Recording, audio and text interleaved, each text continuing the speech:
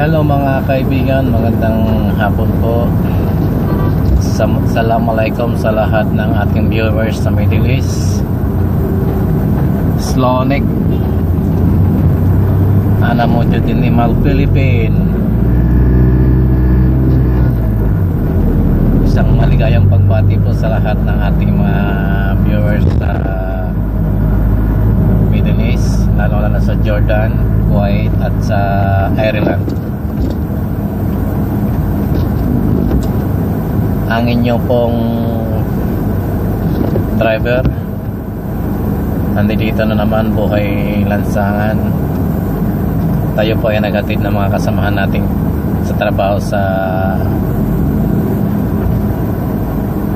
SM South, sa SM MOA. Ito po ay sa Pasay City.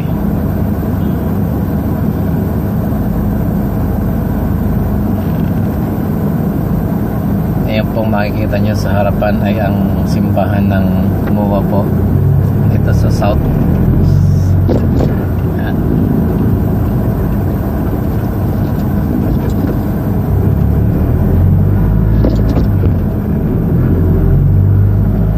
Medyo matraffic, taste lang. Haba ng pasensya sa pagmamaneho. Sunod lang po tayo sa batas trapiko para walang maging problema sa pag-drive natin. Sa ngayon po, pabalik na tayo sa ating destinasyon. Nakapag-atid na po tayo ng mga kasamahan natin sa trabaho.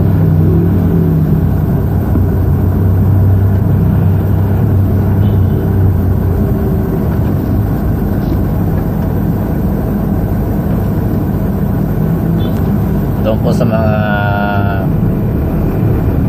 baguhang driver na napapadako dito sa Asiana. Ito po ang tinatawag na Jokno Boulevard. Pwede pong dumaan dito ang papunta ng Coastal Road, Cavite, at saka papunta ng Alabang via South Super Highway. Ito po ang nadaanan ninyo. Tandaan nyo po, yung mga bagong driver po na hindi pa nakakadaan dito, at kung sakasakaling ma-traffic kayo sa Coastal Road, pwede po kayo dito naman mula doon sa may Senate building sa may GSIS po sa Pasay. Dire-diretso lamang po kayo, dadaanan nyo po ang Mall of Asia. Diretso lang po, tapos dadaanan nyo po ang Soler. Pwede po kayong kumanan sa may Ayala, bagong mall, Ayala Mall, Seaside. Ako maliwa po, sorry kung maliwa. Or kaya doon may diretso lang po kayo ng Okada, tapos kaliwa doon sa may stoplight pagdating sa may Okada. Tapos kung gusto nyo pong mas mabilis, meron pong NAIA Expressway doon kay dadaan sa taas.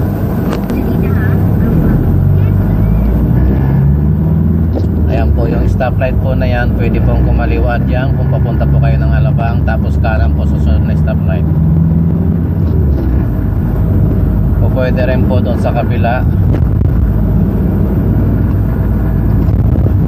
papunta na ng Okada. Ayan po, may VIP, mayroong pang escort South ASEAN, dahil meron pong ASEAN dito ginagamit sa Pilipinas, kaya mayroong escort siya. Ayan po yung mga tumatawid, pagbigyan po natin pedestrian,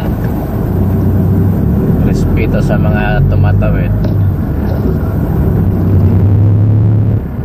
Ayan po ang mga hindi dapat po mabanti dito.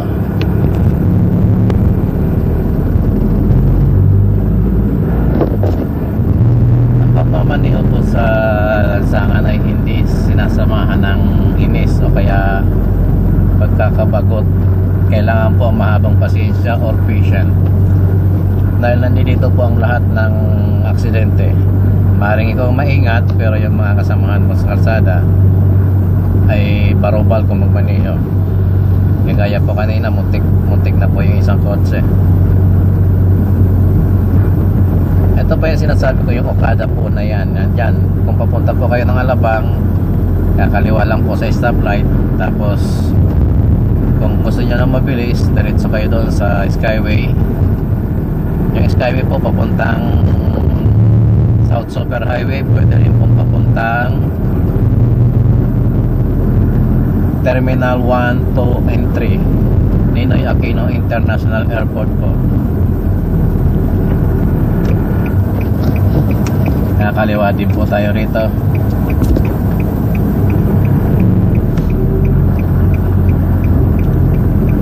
Noon po sa mga baguhang driver na hindi pa nakakarating dito sa Okada, nandito lang po siya sa Seaside Drive.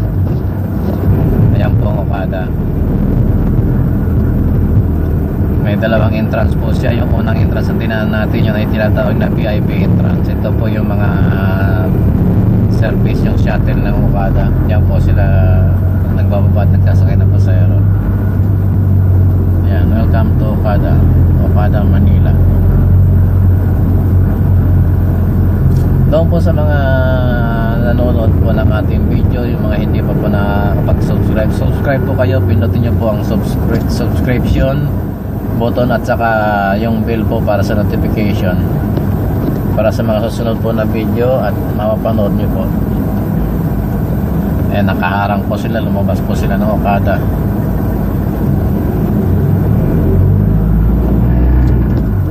Maraming salamat po at ingat po sa pagmamaneho sa lahat po ng ating mga viewers na driver. At doon naman po sa mga kaibigan natin sa Jordan, Assalamualaikum. At sa Kuwait, ganoon din po sa mga viewers natin dyan sa Ireland. Maraming salamat po sa inyong panonood ng video. Pero sa susunod po na video natin ay medyo maganda-ganda na po itong buwan ng December. Maraming salamat po. Subscribe po kayo sa aking mga video at maraming salamat din po doon sa mga hindi pa nakakapag-subscribe. Diyos mabalos po at magandang gabi.